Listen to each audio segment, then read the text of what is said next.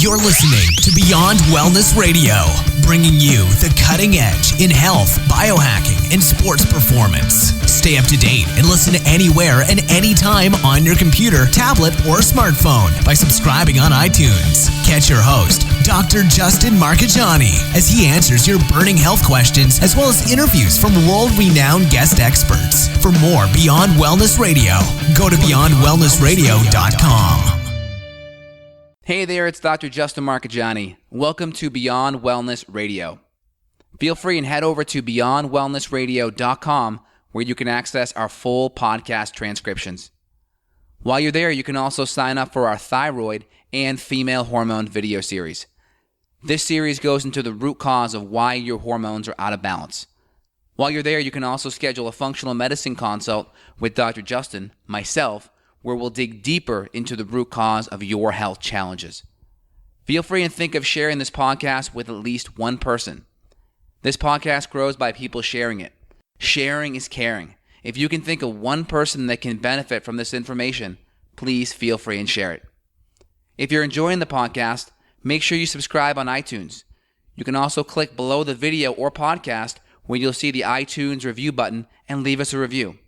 You can also sign up for the newsletter at beyondwellnessradio.com where you'll get updates before anyone else. Thank you so much and enjoy the show. Hey there, it's Dr. Justin Marchegiani. We are live here with Dr. Jack Kruse, neurosurgeon. Again, really excited to have Dr. Jack back on the show. Again, Dr. Jack went to dental school, then medical school, and then a neurosurgical residency. The guy's a modern day Renaissance man, put a lot of time and effort in to get to where he's at now. So we're really excited to have Dr. Jack on the show. Hey, what's going on? It's not too much, man. You just got back from a neurosurgery just a little while ago, a trauma you mentioned. So I'm glad that we got a better connection here and we're connected again. Yeah. So we were just talking. Yeah, no worries. I mean, you're in the trenches. I love it. You're clinically getting your hands dirty every day. You were on call all last night, like you mentioned too. But before we get cut off, I want to bring back a couple of key topics you were mentioning. One was the top functional medicine mistakes, and you were kind of echoing some of the EMF stuff, some of the sunlight stuff. So I'm going to let you roll on that for a few. Go ahead. Yeah, well, the two biggies for me, in my opinion, that we have to have everybody rethink their positions on their theories. One is SNPs, and the other one is probably adrenal fatigue. Mm-hmm. And I think adrenal fatigue, the number one thing that we both need to agree on is that the name should probably go by the wayside. Because functionally, it's a problem with the brainstem, and specifically the paraventricular nucleus. And that nucleus is supposed to be balanced by another nucleus called the vagal motor complex, and that's about 6 different nuclei in the brainstem. And basically, that system runs the parasympathetic system, and the paraventricular nucleus runs the sympathetic system. And when we talk about homeostasis or balance, those systems are designed to be yoked properly with the proper circadian signals that are present in the environment. The thing that people do not realize is when you alter the environment, it alters the response of all these brainstem nuclei. And the key way it happens is actually via the mitochondria. And mitochondria are, these double-layered organelles that deliver most of the energy in the body. And when I say most of the energy, I want to give people a really good visual so they understand it. And I think we can compare it to like plants, because I think that's a good way to start. When you think about plants are completely connected to the Earth's magnetic field, and the canopy is into the sun 24/7. So the reason they don't have to eat is they're pulling all of their electrons that are excited by photons in those two ways. They're not designed to move across the tectonic plates, so they use a different system. Most people know that system is called photosynthesis. The interesting part of us, since we're animals, more complex, we move across the tectonic plates and we're moved in and out of the canopy. That means that we have to have backup systems on us that plants don't have to have. And what people functionally do not realize is if they looked at a chloroplast and they looked at a mitochondria, they're exactly the same. Meaning that they were both once bacteria that what we consider endosymbionts. In other words, we took them and we changed their function to be an energy producer. Now, what people don't understand in animals is that on average, and I'm giving you an average human being, a 70 kilogram adult, needs on average to make 85 kilograms of ATP per day. So I want you to think about that for a minute. You have to make more ATP per day than you weigh. That is the function of a mitochondria. But here's where it gets really interesting. Food only provides 1/3 of the amount of electrons to make ATP. Well, guess what is supposed to provide the other 2/3? Sunlight. And how does that happen? It's a function of a protein on the inner mitochondrial membrane called cytochrome C oxidase, which I think most people know. And cytochrome C oxidase is a heme protein, just like hemoglobin in our skin. And what it does, it absorbs best in what we call the optical window. And the optical window goes from about 700 nanometers to 1400 nanometers, specifically in the red and near infrared range. And what does it do? It makes the ATPase spin much faster, and we create several things from that. Not only do we create ATP, we create the other 2/3 of the ATP that food don't provide us. But the other key thing is the faster the ATPase spins, the higher magnetic flux we create in the cell. And that's where magnetic fields come. And most people who are both in allopathic and functional medicine don't functionally really understand how the magnetic field is generated and how it's designed to alter as current that comes across the inner mitochondrial membrane in the form of electrons. And all food, in fact, everything in the environment, okay, everything is functionally comes down to electrons. So if you don't believe me, most of your people listening to this, and I know everybody who's a doctor knows this, if you remember back to basic chemistry in high school, they said that just the change of electron shell changes chemistry everywhere. That's what valence chemistry is all about. So electrons are really important. So talk about how do you affect or how do you change or reduce the oxidation of these electrons? Because oxidation is essentially a loss of these electrons. That's what causes the rust nails out in the brain.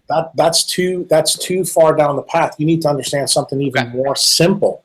How do we program electrons? Here's the interesting thing. Everything in the world, everything has electrons in it, okay?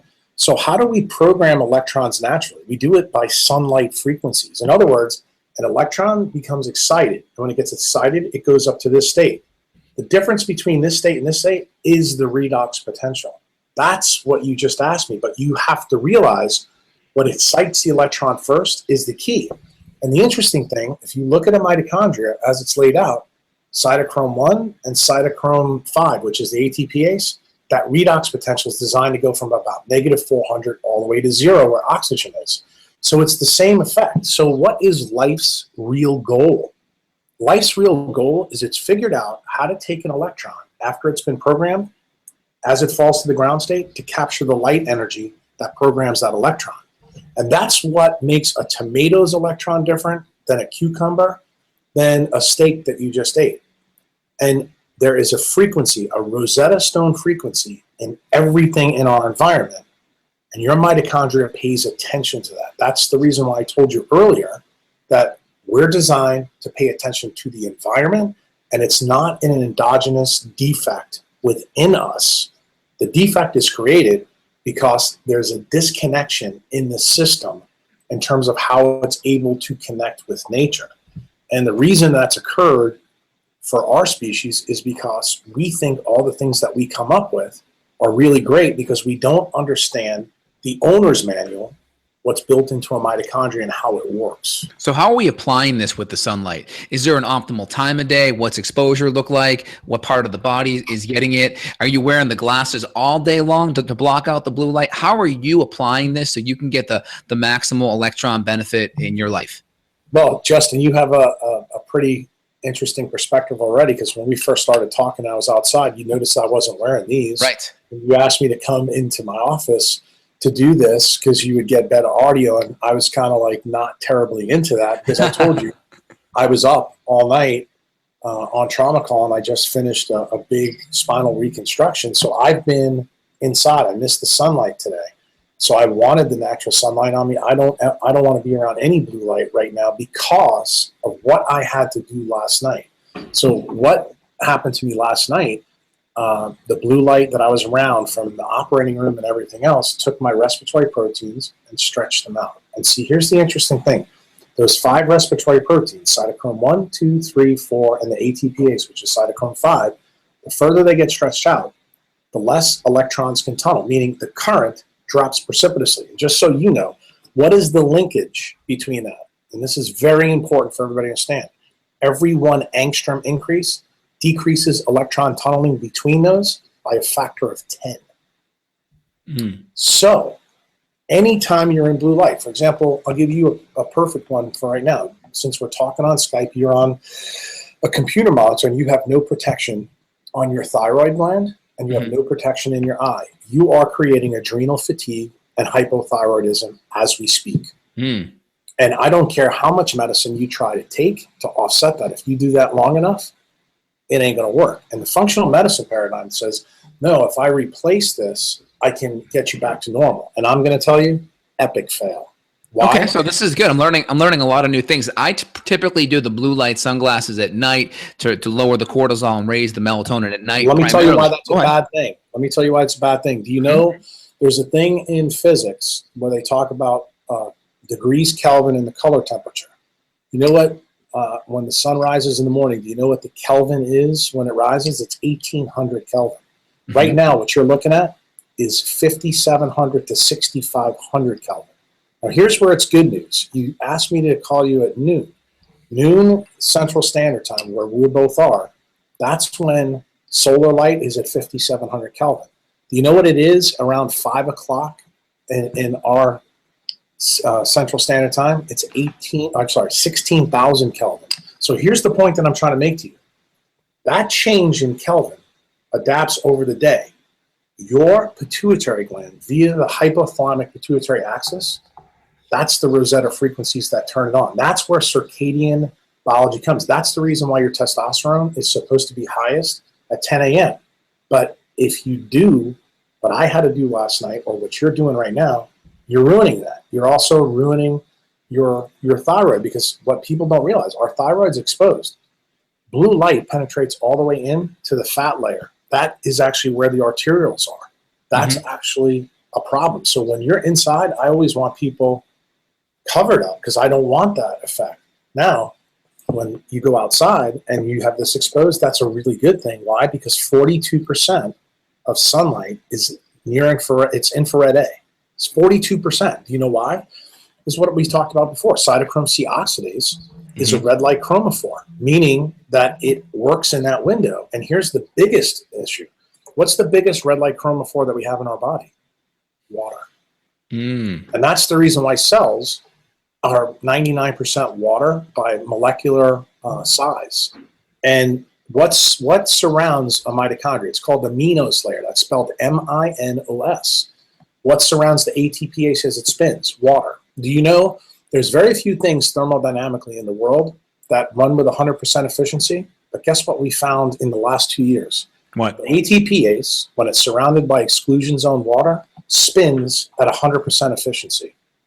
See, that is the stuff that people need to learn in functional medicine to understand how to optimize people. Because if you take someone, say, who's an IT worker, is 12 hours in the basement of a hospital, inputting data for the hospital, and they have, retinal tears, their RPE in their eyes thicken, their glasses look like Coke bottles, and they have all these different things like adrenal fatigue, hypothyroidism, migraine headaches.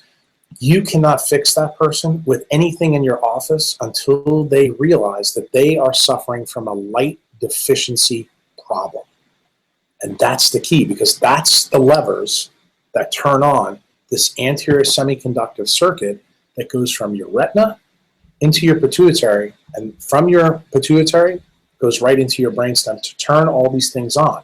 And what controls them is the frequencies of light that are in there. See, we are beings of light, and people do not realize this. This is what the science of quantum biology has been teaching us over the last 100 years. But the problem is, if you don't read it, you don't realize what's already been published. And when I talk to people, people are really surprised to find out that this stuff is actually published. Like 10 years ago, I was crazier than batshit. Now you can go out and buy books about this and read about it and go, wow, Because I know when I went to dental school and I went to medical school, I never learned about any of it.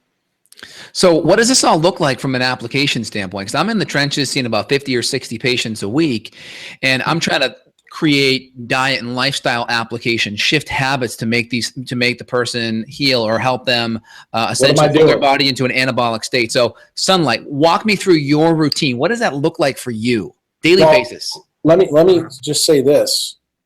If you remember the equation I gave you before about ATP for a day, and food is only 1/3. Let me ask you a question, just for third grade math. Does it make more sense to focus in on 1/3 or the 2/3? 2/3, of course. So you're focusing on the 2/3, reducing the EMF, and then getting the sunlight, getting the right exposure. Well, that's where the 2/3 come from, and and that's the point. The point is, it's kind of like Dave Ramsey. Always go for where the best bang for the buck is. And totally, I get very frustrated. My members know my position on this. I don't think food is important as everybody else does.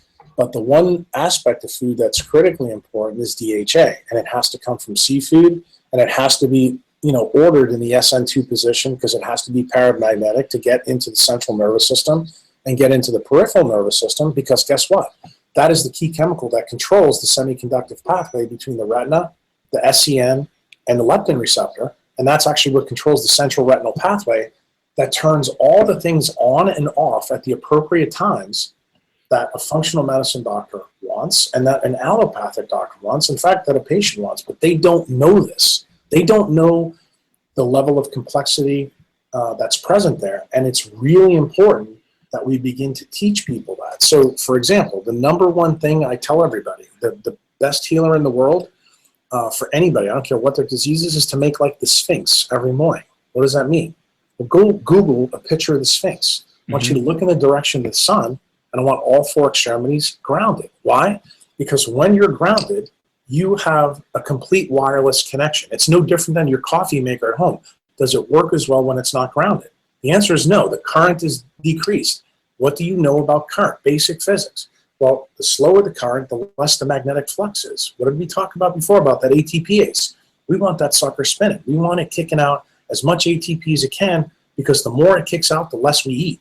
That's the real cause of obesity. It's not what everybody else believes. Oh, well, you're a fat slob and you eat too much and you don't exercise. Well, I got news for you.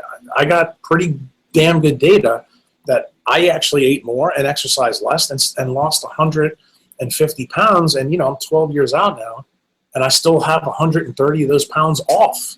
Now, I'm looking at your diet recommendations in your Epi Paleo RX book, which again, we'll put links down below so people can access that book. But you really talked about people overemphasizing macronutrients, and you want to bring it back to the micronutrients, and you really stress and emphasize the DHA for the electron benefits that you mentioned. But the bottom of your pyramids, primarily the shellfish, the oysters, the crustaceans, you also emphasize a lot about organ meats too. Now, those types of foods are going to promote a lot of insulin sensitivity, meaning they're going to help with insulin resistance. Is that a possible mechanism that help you lose a lot of that weight, or are you really putting it more on the sunlight piece? What people don't understand in functional medicine, actually in medicine, that insulin is a solar hormone. In other words, you can eat carbohydrates at a high level as long as you live on the equator. And that's the reason why the Maasai are able to do what they do, and why somebody in Chicago can't do that.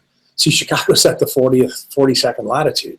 Well, what's the power in sunlight? Are those electrons as power, or I should say the photons as powered to do that? The answer is no. And see, the reason why this is really important for people to understand, we are right now in a paradigm that is wanting to blame food and GMOs and all this. And I agree that it's bad, but it's not the key source. The key source is the altered light frequencies that we have built into our environment in ways that we don't even see. Because remember, our camera vision only allows us to see the center part of the visible spectrum. Guess what part we can't see? UV and IR. Guess what the single most important parts for regeneration in our system? Purple and red light, which is the reason why, if you look behind me and you see all the pictures, take a look at the picture on my wall. That's the brain looking at the sun. Okay? Look at the colors of everything in here. This is not just my opinion. These are reminders. When I come and do a podcast with a guy like you here, after what I did last night, I need to go home and get in the pool and do the things that I need to do to offset how I killed myself faster last night and have to recover. Why? Because I know how to recover. I know the prescription to do it. The prescription to do it is to get as naked as possible in strong sunlight and get cool in the pool while this is going on. Now, I happen to be fortunate. I live at the 28th latitude. Right now, the temperature out is about 90 degrees, even though it's April. It's a beautiful sunny day. With my skin type, I will be able to probably recover most of my problem if I get about 2 to 3 hours. Now, is there other ways of doing it? You may know I built a device with one of my co-inventors called the quantlet. Well, a quantlet, even on its best day, can only replace about 10% of the joules or centimeters squared that sunlight does. So I always tell people nothing can replace sunlight. But if you happen to be, say a neurosurgeon that does 500 cases a year and you rarely get outside, a quantlet is probably a pretty damn good investment. Or if you're an investment banker or works in, New York City, you probably need one of these. Why? Because we can turn your radial artery into another eye to deliver more light energy in that optical window to do what? To make that ATPase spin faster.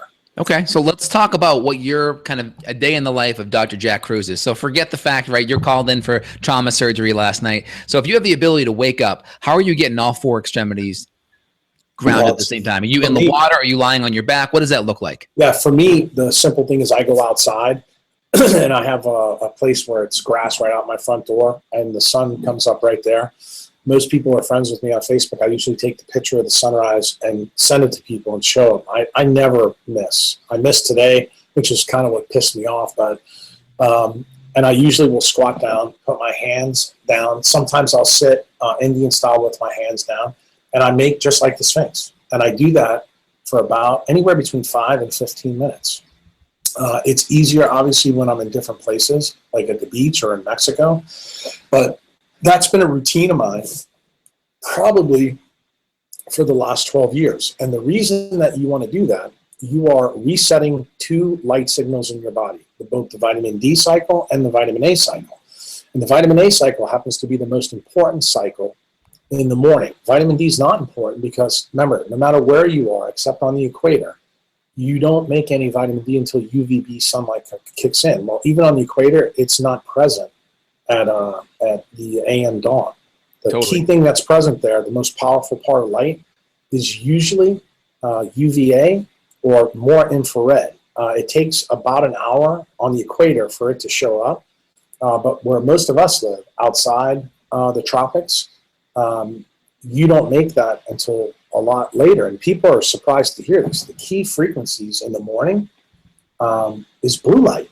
And blue light is good when it comes from the sun, because that's the switch that actually tells the pituitary gland to make all the hormones that the cortisol ramped up.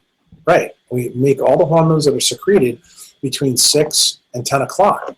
Here's the interesting part of the story that people don't realize. Do you know what the off switch is for the pituitary gland? Melatonin. UVA and UVB light.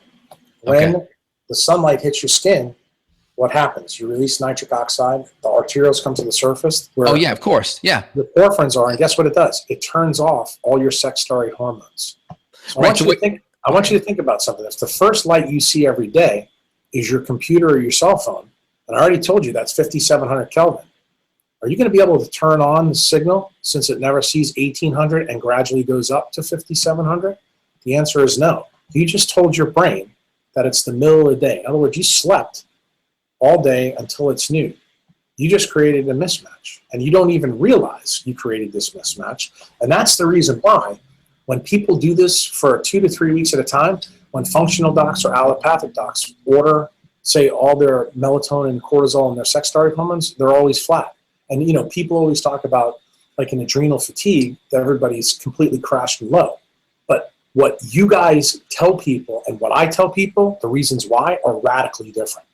And it completely is tied to light cycles. And it can only be fixed until you understand the light cycles and how this anterior visual pathway works in the eye. Because the 2 major ways that we get light in are through the eye and through the skin. The mechanisms are different, And the proteins that we use to do it are radically different, but the ones that we started off talking about this morning, with the sunlight as it rises, is the vitamin A cycle. Why? Because anytime blue light comes through the eye that has low color temperature, it separates retinol from the photoreceptor. And that separation has to then be recycled. The other thing that happens, that turns over DHA in two loops of the retina. One's called the short loop and one's called the long loop. If the vitamin A cycle is right, the short loop completely recycles DHA. That means you don't need to eat a ton of seafood. That's the reason why people on the equator don't have a big need for fish. And if you look at the fish that are endogenous on the planet, they're low DHA sources.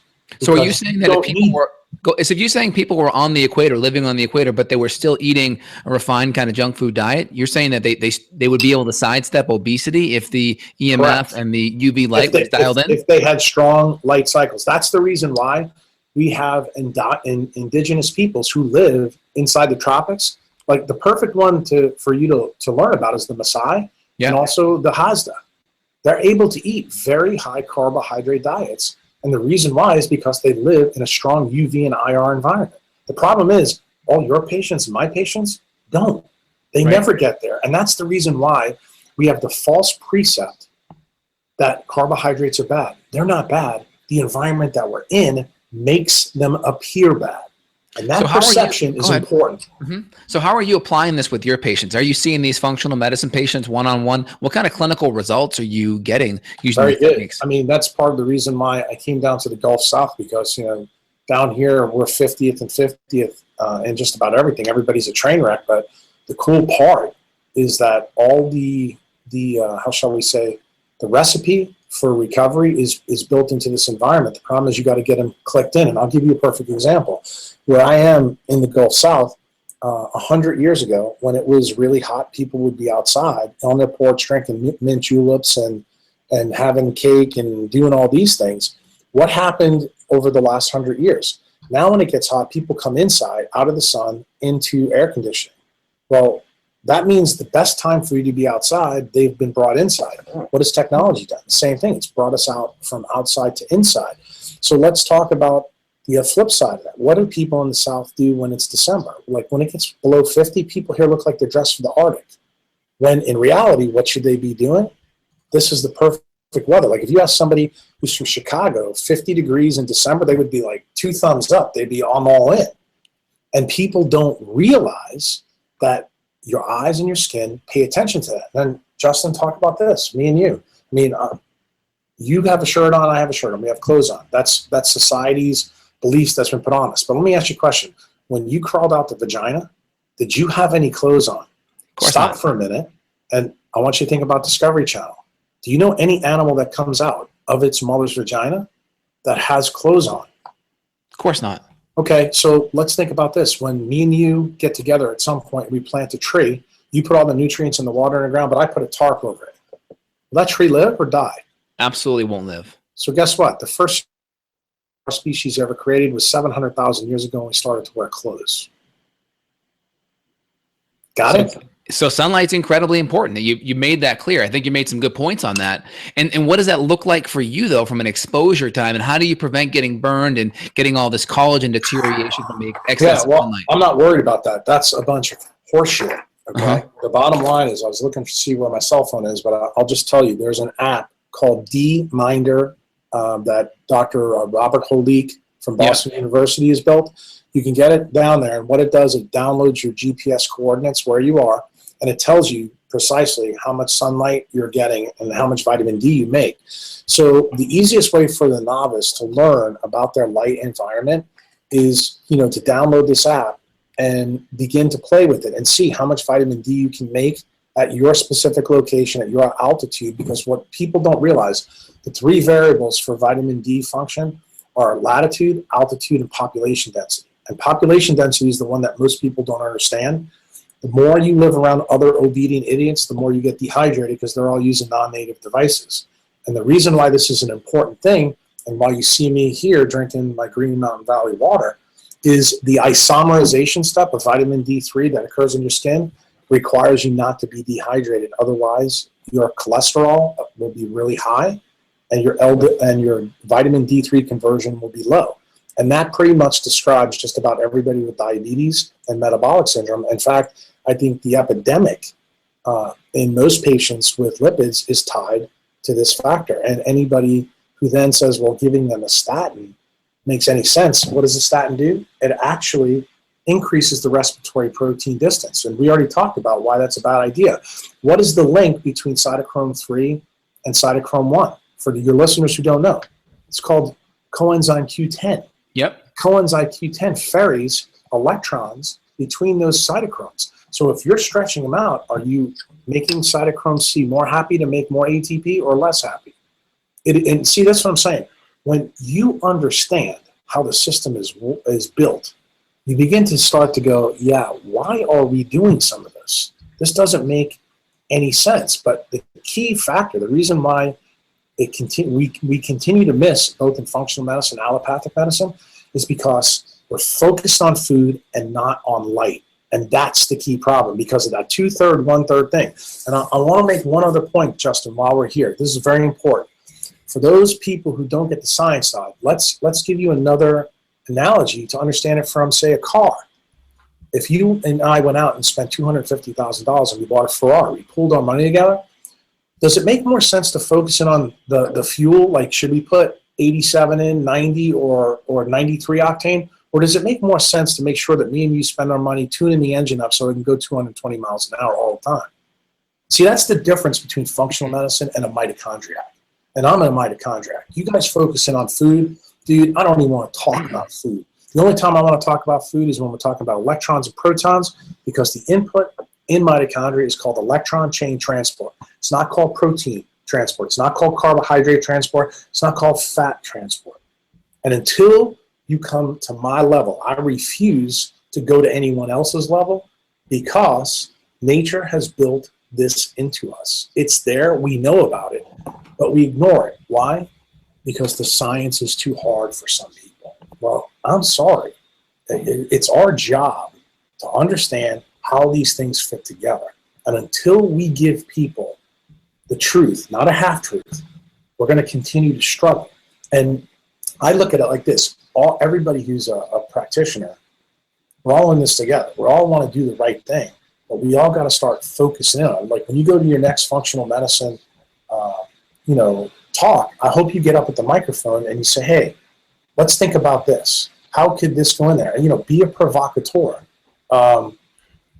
Because they're not. Until people start talking about these things, we're not going to change anything, Justin. And to be honest with you, that's why I do podcasts. That's the reason why I like to go out and talk to people, because I want them to understand, A, am I crazy? Or maybe do I have some interesting perspectives that people haven't thought about? And then B, I want to direct you to things that are published and books that are written that show you that, hey, maybe this is something we have missed. Maybe we've been stepping on this stone at the 6th floor level instead of going to the 1st floor level. And maybe that's the reason why people still want to give rhodiola to people with adrenal fatigue, because that's not going to work until you fix their environment.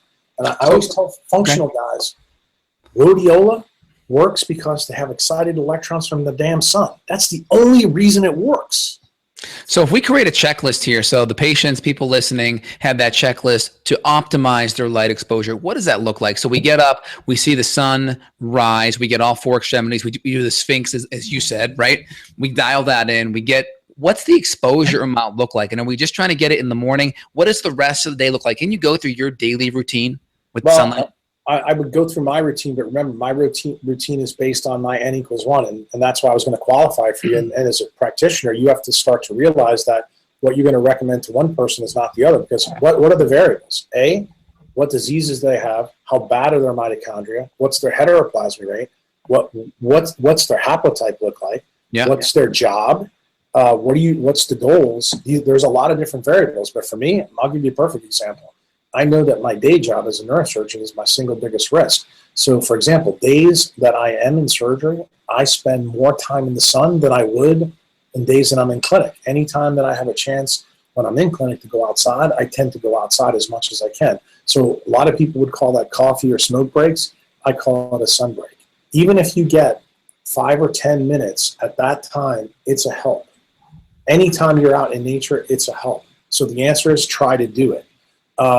Anytime that you can be connected, for example, Are you worried about getting burned too, though? Like, no, not me. And you can see that I'm Irish and I have freckles.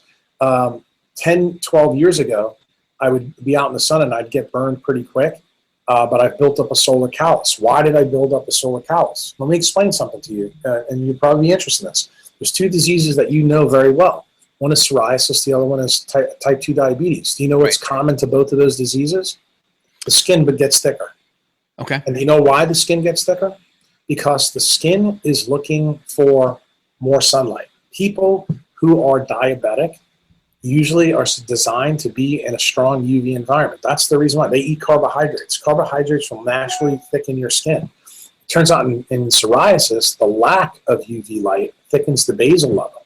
That's the reason why dermatologists use 312 nanometer light to shrink that level and the plaques go away. That's what the plaque is. It's thickened, high turnover. It's almost like a precancerous state. In fact, if you look into the science of psoriasis, you'll see everybody who has psoriasis, they'll tell you it's a pre-malignant state. You have risk factors for other cancers. Why is that? Because you're not near the regenerative light sources, which is UV and IR light. So what's the answer? You just asked me. Go outside. Because guess what? The shit outside is free. But How long does it take you to build up that tolerance so you can get that solar callus? It took me about 2 or 3 years. But did I know what I was doing when I started? No, because all the variables that I just told you, I didn't really realize how important they are. Now I do. Now, I have a K haplotype. My heteroplasmy rate, I've got it pretty dialed in because I've been a biohacker for about 12 years. On average, I would say in the wintertime, I need about an hour and a half to 2 hours. In the summertime, I usually go 3 to 5 hours per day. In the sun, and you're doing no sunscreen at all? There's no freaking chance that I would ever wear that. And you're not burning at all either? No, well, if I get burned, if I get red, I have no problem. The next day I come out and I look like the way sun is designed to work. This is probably a really good thing for people to hear. You're designed to absorb all the UV frequencies in your melanin. So my freckles hold the UV light. That's where all the excited electrons are. At nighttime is when you offload those into your system. So you would notice if you hung out with me for 3 or 4 hours, say now in New Orleans, the next morning when you saw me, I wouldn't be as pink. And why? Because I've offloaded those things into my cellular structure. See, the problem is you have to think about your cells kind of like a plant. When it's really thirsty for water, that is going to be delivered to the places that need it the most. So think about your skin. Most people have their arms exposed, but they don't have their belly or their legs and this and that and other things exposed. So those parts of your body are starved, absolutely starved for light. So if you're smart, you start looking at, okay, what do I always have covered all the time? Those are the parts that I need to keep uncovered and get out there. And what you do is you slowly build up your solar callus. And you do this through what I call mitohacking. You start to figure out empirically how your system is optimized. It's no different than looking at the dashboard of your car and figure out, okay, look, my temperature's too high. I need more gas. I need to do this and that. The thing is, we're not teaching people the variables in allopathic medicine or in functional medicine. And if you go to one of my blogs, it's called the Redox RX blog. I give you 30 different labs that link directly to the redox, and it tells you how those things are linked to the redox. So you read this, and you start looking at your labs, and you start going, okay, I'm going to start doing this. Let me see how these things go up and down. And when people start to see how it really goes, and they start to become what I would call more connected with nature. In other words, you reconnect with nature. See, your wireless relationship to the sun and your complete connection to the earth through your feet or through leather soled shoes, this is something you can't miss. And if you don't fix this, I don't care what you or I do in the clinic, it ain't gonna work. Got it. So with the glasses, you're wearing those glasses all day long. Is that correct? Not just at night? I'm wearing those glasses anytime I'm inside. In this light that you're making me look at. You know that I didn't have these on when we first started talking. No, you were out in the car and you had the sunroof open and you were getting good exposure. Totally. Exactly. And that's the point. And the thing is, one of the things in functional medicine that I think they can lead on, because it's not talked about enough, is that we need to wear protection for blue light during the day when we're inside. We really do, because people don't understand that circadian variation occurs. That's why I wanted you to understand it goes from 1800 Kelvin all the way to 16,000 Kelvin. The Computer screens are optimized. Most computer screens between 5,700 and 6,500 globally by the technology companies. So if you're working all day and say for 10 hours or 12 hours seeing patients, that means that you're getting a complete solar signal for noon the whole day. What do you think that does with your central retinal pathway? What do you think that does to your HPA axis? What do you think that does to your brainstem? And then you wonder why the people that are coming into you are zombies and they're trashed. But the problem is selling them pills and herbs aren't going to fix that problem. That's like, I have a saying that I get in trouble with some of my patients. It's like pissing in the wind. Yeah. Yeah, I totally understand what you're saying. So just so I understand your routine, right? 1 to 2 hours in the winter, you're 3 to 5 hours in the summer, correct? Like today, I can tell you when I get done with you, it's going to be a lot because we don't get, just because of what happened to me yesterday, I will increase it, but I'm going to use something called the Fournier effect. How am I going to get more sunlight? Because it's already 1 o'clock. I'm going to get in the pool and stay in the pool and keep the top half in the sun. Then I'm going to reverse it, where I'm going to put my head in the water a lot, keep my top part of the body out. And the reason why is I'm creating a bigger circuit so I can move current more through my body. And I'll do that this afternoon to offset what I did last night, because I know last night I killed myself faster. And that's why I tell people all the time that health is the slowest form of death we create. Got it. So you're not worried about any collagen degradation or any skin cancer at all with the sun exposure. You feel like you're doing it in a way where you're not burning per se. You're building up that solar, right. What was the word? Solar callus. Solar callus, the melanin exposure. Yeah. Well, it's not only that, it's also your skin thickness becomes optimized. The thing that becomes interesting, you need to realize what your optimal amount of sunlight is per day. And it's pretty easy to figure out within 4 to 6 weeks. The real problem that most people are going to find if they live at the 42nd or the 50th latitude, they're going to realize that is a problem. Like, for example, that's the reason why people have MS have a big problem. And the reason why is they live at the wrong latitude, because their mitochondria are not optimized for that latitude. And it's magic when they go south. Well, here's the problem. Telling people who have MS, like, there's a functional allopathic medicine doctor who's pretty famous in Iowa State, Terry Walsh. She tells everybody you can mind your mitochondria through eating vegetables, and I just scoff at it. And if she was so right, she's got her MS better because she's doing well. Is she reversed yet? No, she's not. And you know why? You know where Iowa is? It's the 42nd latitude, my friend. You want to get it better? Guess what? Go down to Playa del Carmen. You want to do even better? Go down to Ecuador. Now, how much of that has to do with vitamin D as well? Because we know there's a big correlation with the vitamin D. So if you were at the higher latitude, what can you do? Can you supplement vitamin D? What kind of lights could you put in your house to maximize that? The question about supplementing sunlight, I have a blog. It's called Time 11. The title of it says, can you supplement sunlight? The answer is no, because when you give somebody a supplement, what did you just do? You learned in school that we are a series of negative and positive feedback controls. So when you design to make something in the body and you take an exogenous source, you completely uncouple that system. You actually make it worse. But if someone's in that environment, what can they do? Change the way you think about it. You're saying move, change, or? Well, move or go up to a higher altitude. Like, for example, I have a member who I'll share one of the things he did. He lived in Seattle, and he knew that he had this big problem. He's become a huge miner hockey. He's got all the gear. And what did he find? He found that if he went to Bend, Oregon, because it's at a 5,000-foot elevation. What people don't realize, when you go above 5,000 feet, you can naturally raise your vitamin D levels even if you're at a high latitude. That's the reason why the Swiss do so well in the Swiss Alps. But yet people in Finland and Helsinki have record rates of autoimmunity, diabetes, and obesity. And that's the reason why. Now, the other effect, the big effect for the United States, is population density. So if you happen to live in a very populous state, I don't care if you're naked outside on Rodeo Drive in Los Angeles, you're not going to raise your vitamin D. And I talk to functional docs all the time. They're like, Jack, you know what I can't understand? These people live in San Diego, they live in Los Angeles, and I check their vitamin D and they're at 31. I put them on 20,000 a day with 5 milligrams of K2. They come back and they're at 38. He goes, they just don't understand why. And I said, it's pretty simple. They're all dehydrated. And the reason why, I said, check their BUN creatinine ratios. Just do a regular Chem 7, and invariably you'll see they're over 15-1. And I explained to people the reason why. The isomerization step is blocked. It needs water to make vitamin D, and people don't understand this. So when I hear people default straight to the vitamin D thing, it's either because they have to make a Mercedes payment or they're trying to get people on a program. That's not the answer. And the thing is, we're going to make those people worse if we just throw vitamin D down the gullet. Now, let me get a flip side. Since I'm a surgeon, I'm trying to deal with these issues on a much more acute basis. And if I can raise somebody's redox potential by utilizing these things during that time frame, those are times that I'll use it. But what do I always make sure to tell the person? We're going to do this in the perioperative period, but then you're going to change. And if you don't, I'm not going to see you anymore.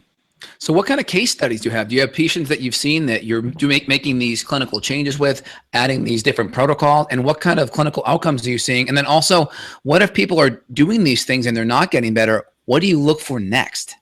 Well, that's when you have to become a biohacker of the environment. In other words, there's something in the environment that you don't see. See, here's the big risk for most people. Non-native EMF. See, your mitochondria is a sensor that's connected to all the waveforms in your environment. Non-native EMF you can't see, sense, taste, or touch, but your mitochondria does because of that oscillation that I told you earlier. So the key is that's when you have to start to buy gear. For example, you know that none of us can see X radiation and none of us can see radiation decay. But if you had a Geiger counter, you could see it. Well, there's things called the trimeter. There's a thing called the Gauss meter. That's when guys like the friend I told you about from Seattle, I teach people how to go out and biohack their environment. When they do that, then they find their problem pretty damn fast. And they're like, whoa.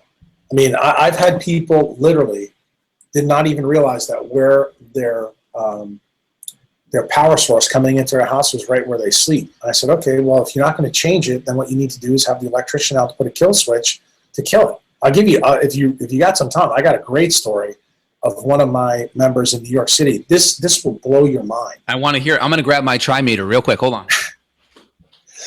So this is the one you're referring to, right? The tri-field meter? Mm-hmm. And how are you using this? How are you applying it to look at EMF sources? That's only one thing I'll use. The one other big one is probably the most important one, especially for the coming 5G explosion, is going to be a Coronet 88F RF meter. RF radiation is horrible. Mm-hmm. Almost anything that uses a pulsed electromagnetic frequency, PMF, it's talked about in health circles all the time. Oh, yeah. I'm not a big fan of anything that uses PEMF. You don't like it, huh? No, it has to be understood. I like it, but it has to be understood. And most people who are prescribing these things don't really understand truly what they're doing to people who have these problems. So the easiest way to really understand your environment is when you see these bad signals, you do something about it. So one of my members, who happens to be a laser physicist, him and his wife, they own a company that installs fiber optics in the city of New York. Okay, 3 out of 5 boroughs they have the contract for. Verizon has the other 2. So I have a thing on my website called the EMF Bootcamp where it teaches you basics of how to hack your environment, with these devices. And I hired an electrical engineer for everybody to learn. So he bought a house in Brooklyn and he tested it, and it tested pretty well for this area. So he bought it and he lived there for 2 or 3 years, and he noticed about 2.5 years, he told me, that 6 out of 8 of his neighbors came down with cancer. And he was like, this is crazy. I wonder why this is happening. So he's got 2 sons. And, I told you that him and his wife are both laser physicists. They do a lot in fiber optics. The kids started playing around with his Gauss meter, and his Gauss meter measures magnetic fields. The kids came in and told this person that, Dad, you need to look at this. And it was redlined. It was over 2,000 Gauss. And he couldn't figure out why this was happening. So him and his brother put painter's tape, that blue tape, everywhere in the living room. The center of the living room is where the biggest field was coming. And they traced it up into the wall, up into the ceiling, and they knocked the hole in the ceiling to look. And it turns out the gas line and the water line were there. They followed it all the way to the street. Now, I told you, this guy's got a really big company. So he's got a construction arm. He follows it out with a snake through the plumbing system all the way to a tree. And the tree is right outside, big maple tree like you have in New York City. And what did he find? The roots of the tree grew into the Con Edison lines. And the reason he only saw the magnetic field is the electric field was dissipated by the ground. So he had just an isolated magnetic field, and he knew exactly what the cause was. And he went to all the different places on the block and found that the Gauss meter was off the charts in those places as well. So here's the point. He tested his environment. But you can't assume that how it is today is going to be how it is next week, especially when you have those idiots outside your window putting the new 5G cables in, or putting DirecTV on your neighbor's house, or putting the smart meter in your neighborhood. And that's the mistake that most people make. That's the biggest mistake that I think that allopathic doctors and functional medicine doctors don't realize. They don't realize the number one question they should ask as soon as somebody comes in, tell me about your environment. And when they tell me, I want to know how they know. Do they have these devices? Do they understand how to use them?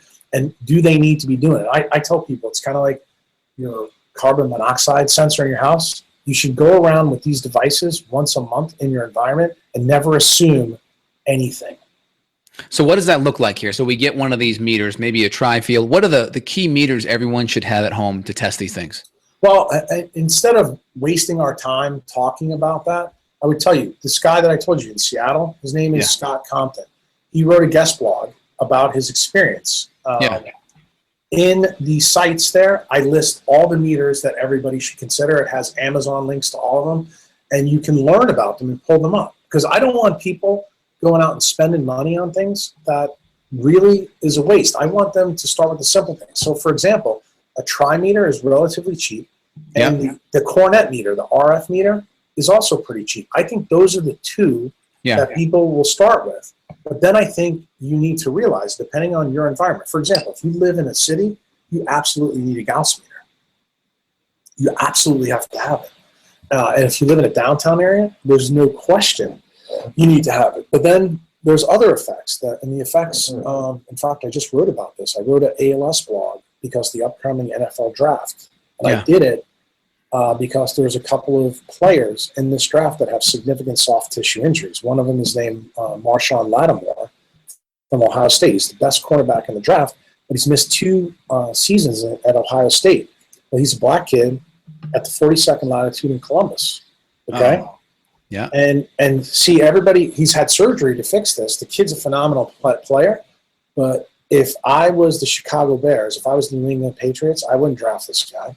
Now, if I was the Jacksonville Jaguars or, say, the San Diego Chargers, he'd be much higher on my list. Why? Because I understand that he needs to be in a much higher light environment. Best place for him is probably Miami. Now, does anybody in the NFL understand this linkage? No. And why do these players develop neurodegeneration when they're 40, 50, and 60 years old? Guess what? The link is just what I told you. Altered light frequency. So you're saying more melanin in the skin is going to decrease the UV absorption, essentially. Right. Where did black skin come from? From the equator, my friend. It protects you. That's the reason why when you said to me earlier, shade is one way to do it, but how did nature do it? It made dark skin first. Why? Because that's where we evolved. We evolved in the East African Rift, okay? White guys like me and you, we came much later when we went to higher latitudes, and that's where SNPs came from. That's where heteroplasmy rates changed. Remember, there's an equatorial DNA, but there's all these other DNAs for our mitochondria that are altered based on where we live and what is the key driver. And what test are you running for the SNPs? So is that the 23andMe, and what are you testing? The 23andMe is one thing you do, but there's now SNP testing that you can order through Genova and some of the other functional places to figure it out. But the key thing that I want to know is I want to assess somebody's redox potential almost as soon as they come in. And when I say redox potential, what am I saying? I'm saying the amount of net negative charge in the body. So how could somebody simply do that? If you had a body voltage meter, you could tell that way. I think there's an easier way. I like looking at labs. That's why I told you earlier when we talked, read my Redox RX. There's 30 different labs there that tell you how they all link into it. Are some of them simple, Justin? Yeah. You know what one of the simplest ones are? Next time you talk to somebody, look at their teeth. Look at the color of their teeth. If their teeth are naturally white, that's a pretty good sign. Their redox potential is good. If their teeth are yellowed, guess what? Their redox potential is not as good as they think. And the reason why is dentin and enamel. One is both of them are fluorophore proteins. They fluoresce when the body, when the cells are emitting specific frequencies of light. They'll have a blog on that too. Remember what you asked me, Jack, you used to be an oral surgeon. See, this stuff, every place you look, you can find an answer. But the problem is, and I always say this, Justin, and I say this, it's really important. Humans are really good at seeing, but they suck at observation. And let me just tell you something. What makes a really good doctor and what makes a really good scientist is the people that observe nature very carefully and don't put their precepts, their beliefs, their dogma on the observations they see. And one of the biggest problems I think I see in modern science is that we have allowed dogma, beliefs, and paradigms to affect the way we study things. For example, you know how there's this big thing right now in nutrition where there's a fight between the low carb and the high fat people and all this nonsense. You know where all of our ideas for ketosis came from? From metabolic ward studies that were done in the 1940s and 50s that you can read about in many books. Let me ask you a question, Justin. Where are metabolic ward studies done? Well, they're done in a hospital inside. There's obviously going to be no Under UV blue exposure light. either. Yeah. Under blue light, okay? Now, you open up Albert Schweitzer's book or Western A. Price's book, you know, Western Diseases of Civilization. It's all in the environment. And guess what you see? You see these guys that look like Adonis that are 70 years old. You know what the difference is, my friend? One's They're in their outside, natural environment. Yeah. They're in the natural environment, and we study zoo animals, and we think that's the same. And it's that simple. Remember when we talked earlier about the tree? I said to you, would a tree grow with a tarp over it? And you got it immediately. Hopefully the people listening to this got it. Well, what am I saying to you? The beliefs that we have in nutrition, I don't believe anything that's published in nutrition data. Why? Because it's never been studied the right way. So how are you applying it? How are you eating? So walk me through that. I know you mentioned it doesn't matter as much. So give me the rundown right now. It's getting to be very simple. Spring, summer, more carbs now? No, yeah. And it's very simple. What is breakfast? Eat what grows in your environment. Eat what grows in your environment. That's it. Let me explain this to you because this is important. What is the entire food web of this planet built on, my friend? It's called photosynthesis. Yep. Okay? The entire food web. So that means that when you talk about food, you need to understand light. So can you eat a pineapple in Bangor, Maine right now? The answer is yeah, you can. You go into Whole Foods and get it. But what does nature say about that? The answer is no. You can't do that because it never grows. Therefore, when you're the stupid idiot that eats the pineapple at the 47th latitude, even in May, you've created a mismatch. You've created a gut problem. You've created a mitochondrial problem. And you don't think it's a big deal. Why? Because you don't understand how photosynthesis links to those electrons, to the ground state and this state. And what is your body designed to do? Capture that. Well, if you do that, your respiratory proteins are stretched out, you can't capture that. So what does that look like for you? So you're saying lower carb, higher fat with a more northern? I'm not saying that at all. Okay. I'm saying your environment dictates what you eat.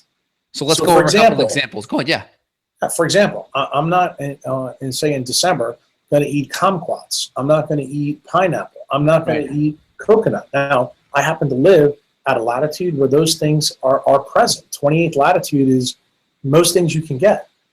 So what I usually do in the wintertime, I'm going to be ketotic, and I'm going to drink more water, and I'm going to be more connected to cold and the light environment around me. So I'm going to be pretty naked a lot of the year with my shoes off in the backyard when it's like between 30 and 50 degrees here.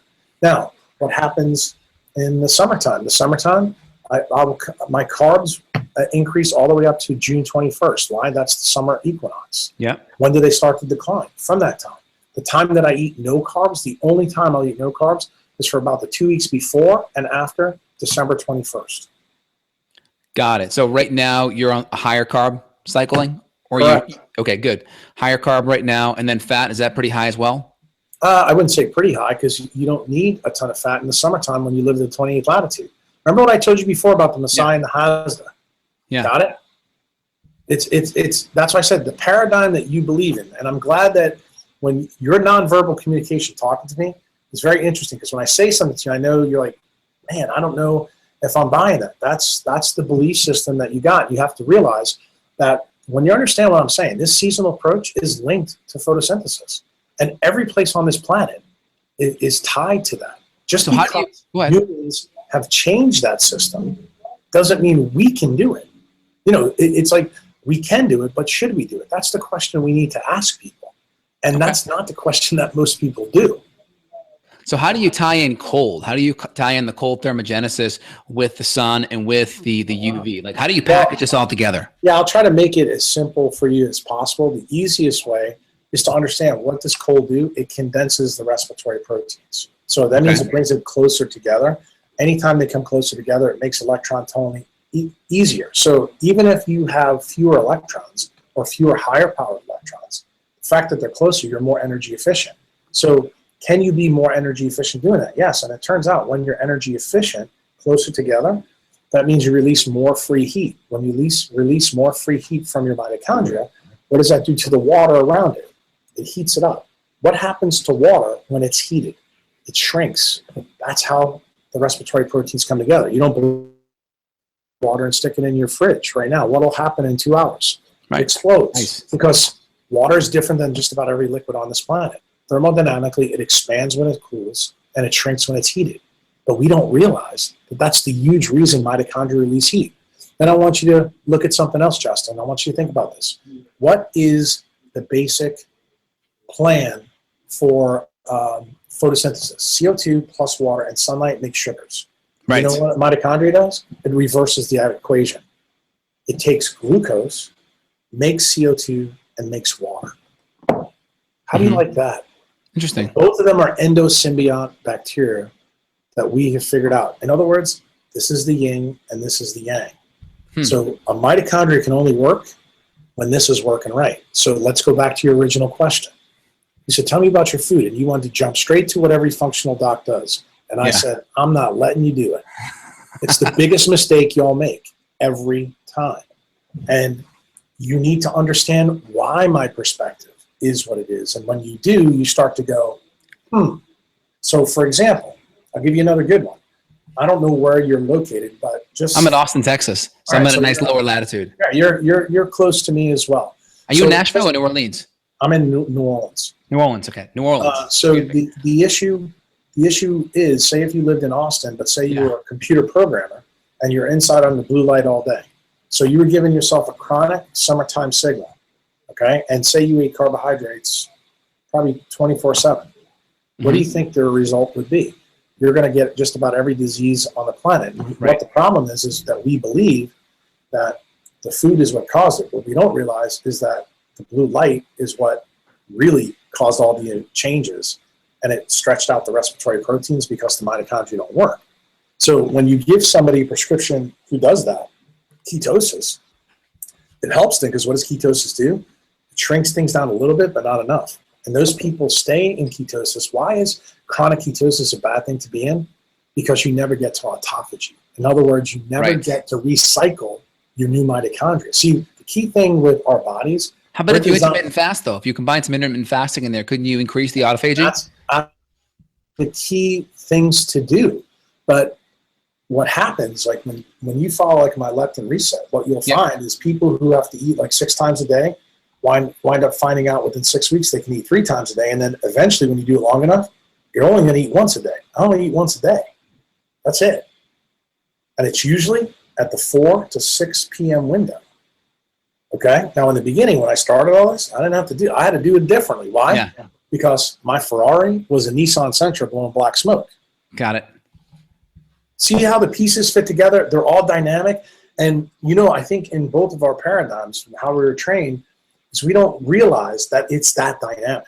We think it's more static, and I think it makes more sense to our brain to think about it that way because it's easier to understand. But I don't buy that. And I don't buy that now because I've become a mitochondriac. I've become that person that is understanding nature through that organelle. And that organelle was the key to make me understand food differently because I began to look at food in terms of chlorophyll A and chlorophyll B, in terms of an exciton, what an exciton is, how it's made, and how food gets its basic energy. Food is basically light energy. It's no different than that. And the key to deciphering, I think, understand, we need the Rosetta code. That Rosetta code is built into the latitude, altitude, and population density where we are. That's actually how the food chain is optimized for this planet. That's the reason why people around the equator can eat a much higher carbohydrate diet and not get any problems with it. It's also the reason why the Inuit diet prior to 1950 was highly ketotic, because they were never around UVA or UVB light except for 3 to 4 months out of the year. So most people don't even realize that vitamin D foods, there's only two. It's seafood and mushrooms. Well, guess what? That's a big staple of the Inuit diet. But to get the vitamin D you need, you got to eat the eyeballs and you got to eat the skin and the fish. Well, the Inuits do that. That's the reason why they're the indigenous people that did well there. But, so when you're eating at 4 p.m., that 4 p.m. to 6 p.m. window, are you still getting adequate calories during that 2-hour time period? And yeah, are you going to tell us what you're eating? Come on, what's the secret? Well, I mean, I want to hear it. I'm trying to think what I ate for dinner last night. I know what I had. I had beets that were baked, and I took the greens off the leaves, cut them up, and cooked them in butter with some spices. Like, I think I put basil, oregano, salt and pepper, and turmeric. And I had sausages, pork sausages. And pork is a much bigger part of my diet this time of the year because you need the cysteine content because of the sunlight.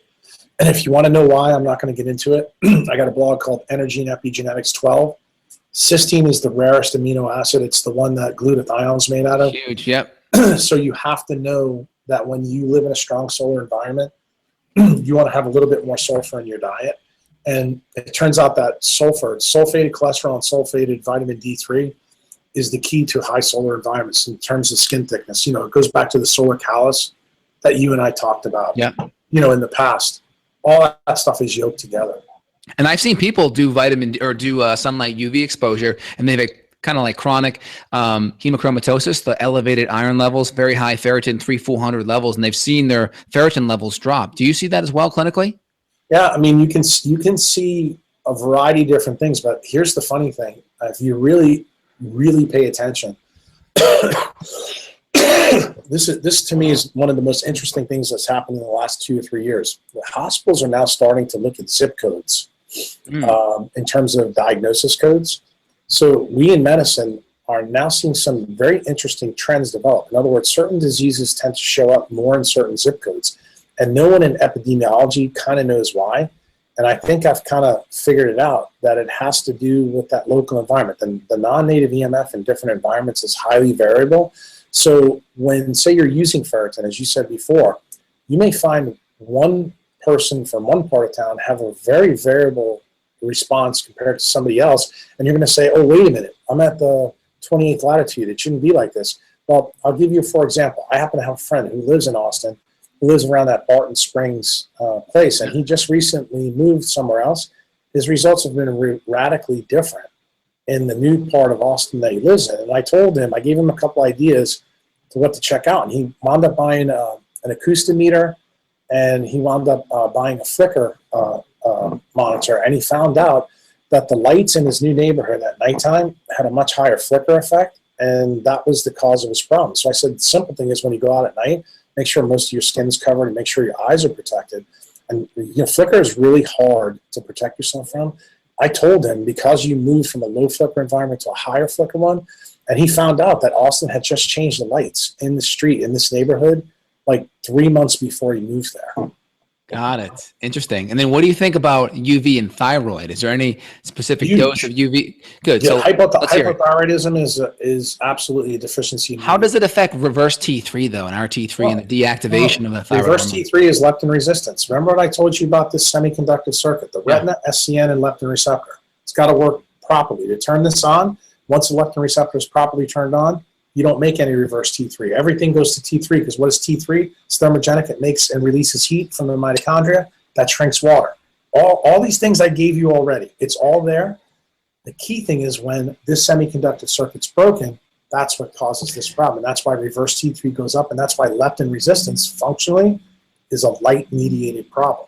Now, I've also heard you talk about leptin resistance and using HCG to modulate leptin resistance as well. You can. And that is one of the things I did a long time ago before I realized how the physics of the organism truly works. And I call that one of my, seminal biohacks to figure out why this worked. Because, most allopathic doctors, and I'll be the first one to be honest with you, I thought 15 years ago that HCG was a bunch of horseshit. And then when I started to learn about all these intricate brain circuits, I started to realize, actually, there is a role for this, and it actually is uncovering actually how this whole system really works. And the problem is, I think the practitioners that use HCG don't realize that it's kind of like using rhodiola for adrenal fatigue. It works while you use it, but as soon as you take the stimulus away and don't realize that you have to have the light change with it, it's an epic failure. It's great for clinicians who keep telling to people, because it's like it's what I call a wallet biopsy or annuity. But you cannot sustain weight loss by using HCG until you fix the light environment that the patient's in. So you got to get the light and then the EMF dialed in. That totally makes sense. And then you mentioned some stuff about the NFL a little bit earlier. What's your take on this TCE, the traumatic chronic encephalopathy, the Will Smith movie? What's your take on that as a neurosurgeon? What do you see coming into your clinic? And would you let your kid play football? Read my current blog. It says all, the implications. We'll link to it. What's the Reader's Digest version though?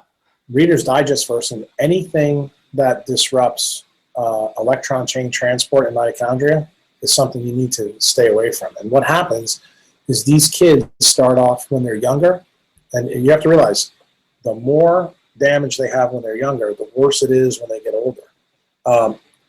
In terms of what I let my kids play, knowing what I know now, no. I wouldn't let them play soccer. I wouldn't let them play hockey.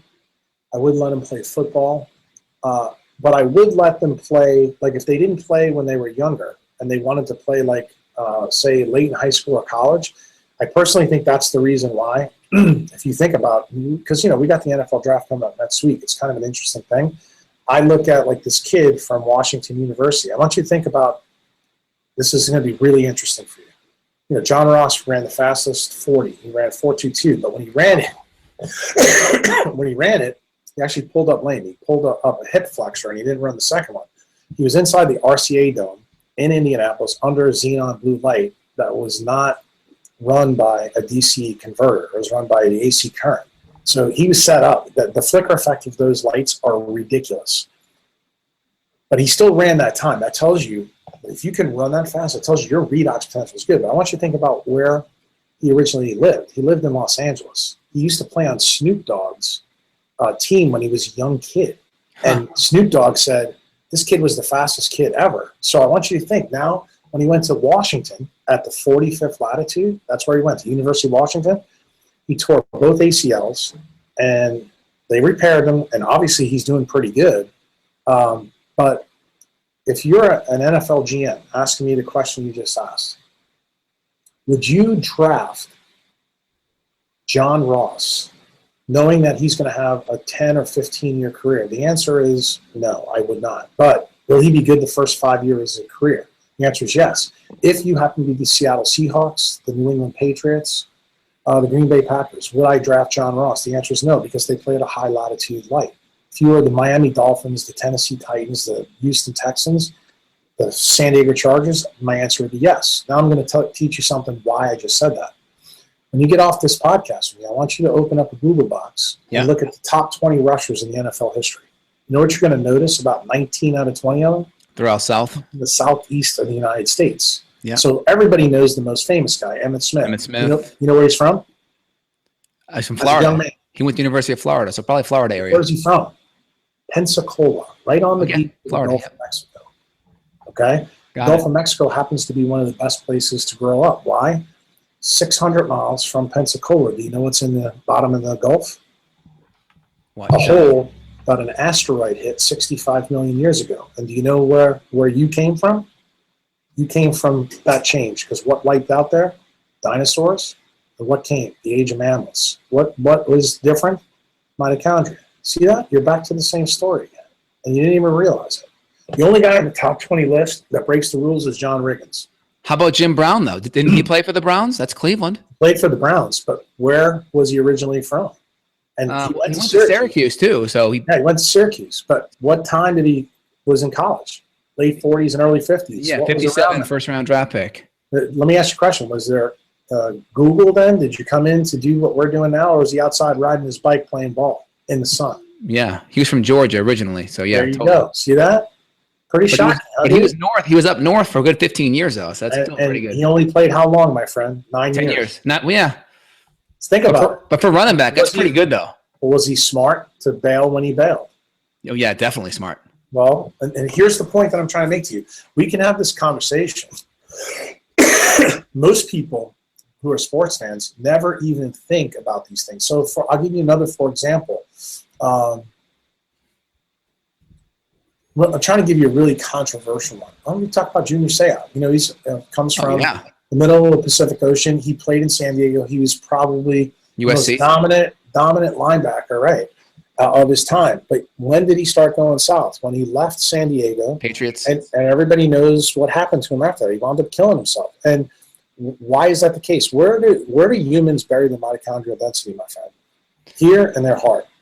What is the other thing that we know about NFL players? Their cardiac longevity also isn't good. See, the thing is, the way mitochondria work is very similar to a star. Those guys are really good early in their career, but they burn out fast. That's what we call a blue straggler star. Yeah. What are the stars in the world that live the longest? It's red giants. Mm-hmm. Think about all the things that we said earlier about cytochrome C oxidase, heme proteins, and red light chromophores. And then what we just say about blue light. Blue makes you burn and live faster. It speeds time up. Red slows time down. So does purple. And the reason why purple works is because purple electrons actually get sliced by this deli slicer in your mitochondria called the Q cycle. And the Q cycle is run by coenzyme Q10.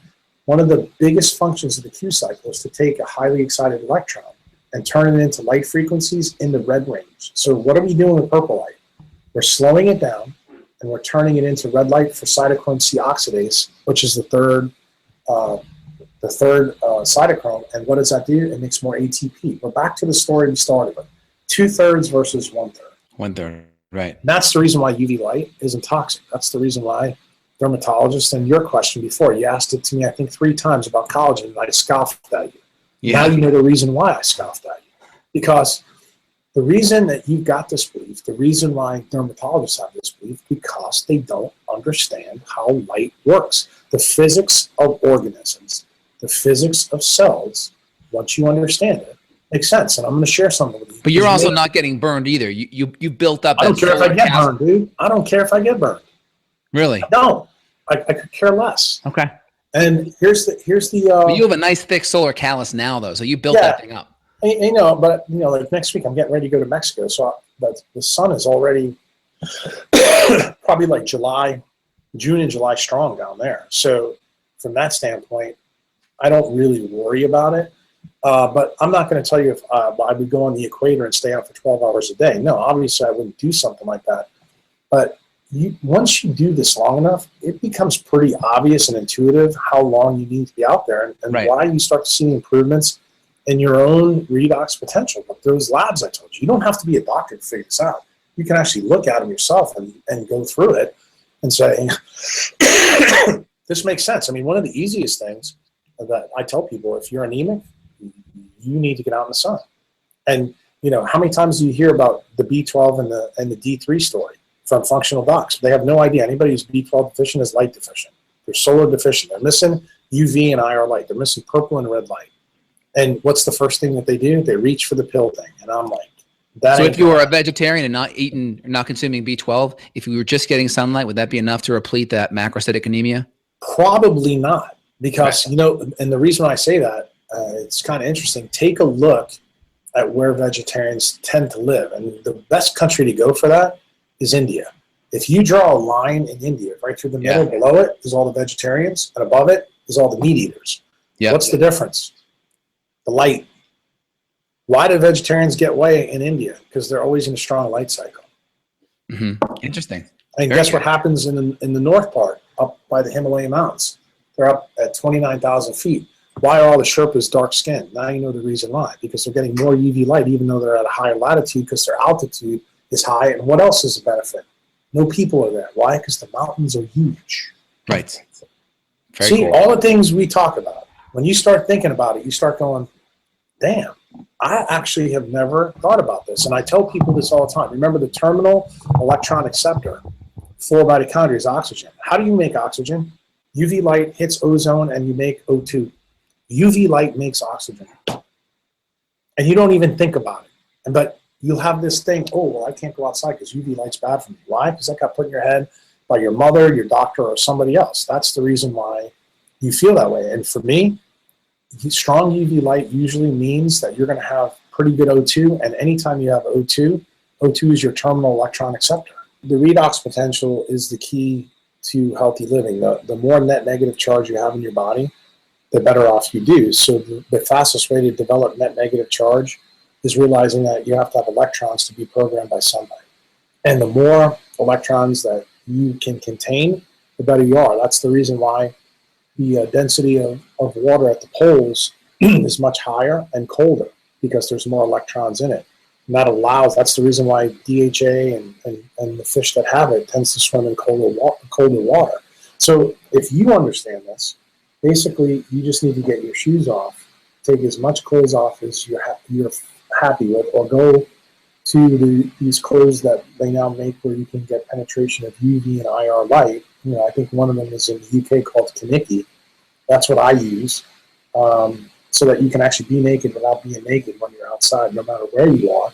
And this is fundamentally why just about every research study you read about vacation tells you that you spend 7 days in a strong light environment, that everything gets better. Your depression, your diet, your weight, and everybody says, oh, it's just relaxation. No, it's a lot more than just relaxation.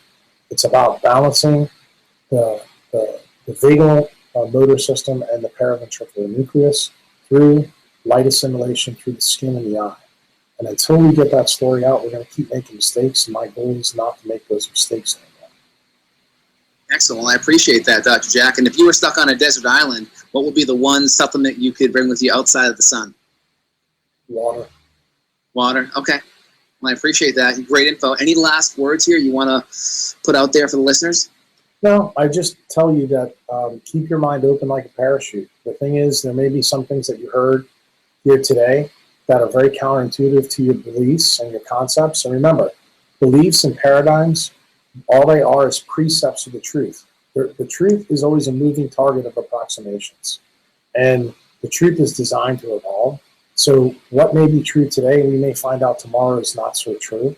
And the best way for us to find these things out is to observe nature in her form. She always morphs. The nature, the environment that we had in the United States in 1900 and 1930 is not equivalent to 2017 anyway. And if you don't believe me, just go over to your grandmother's house and ask her how many people she knew that had Alzheimer's disease or Parkinson's disease when she was 6 years old. See, these diseases came out of nowhere. Same thing with autism. Autism is a mitochondrial disease. That's where it comes from. It comes from the modern environment that we built, and we're not cognizant of it. And when you hear that the first time, it shocks you. And it shouldn't shock you. It's the reason why in 1900, colon cancer was the 37th leading cause of cancer, and today it's number 2. Did all of a sudden our genes change in 5 generations to allow that to occur? No, the answer is not. What changed is the amount of assimilation of that energy in mitochondria is what changed the genome.